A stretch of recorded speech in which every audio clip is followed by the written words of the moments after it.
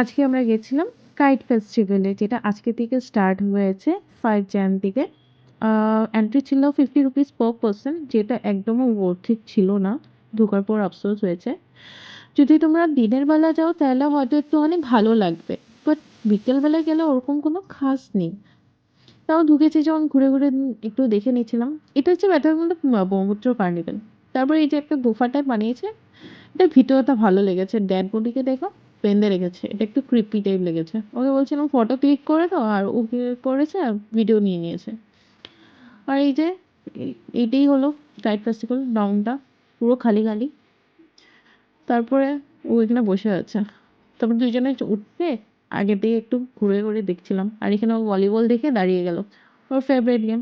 তারপর ওখানে ছোট ছোট কাউন্টার লেগেছিল, সবকিছু ঘি রিং কাপড়, তারপরে যা থাকে। এটা দেখো কি সুন্দর লাগছে না দেখতে। ওখান থেকে বেরিয়ে আমরা গেলাম ইয়ে বলে চা, একটু চা খেতে। ওখান থেকে গিয়ে চাট খেলাম, চাট খেয়ে তারপর আমাদের দিনটা শেষ করলাম।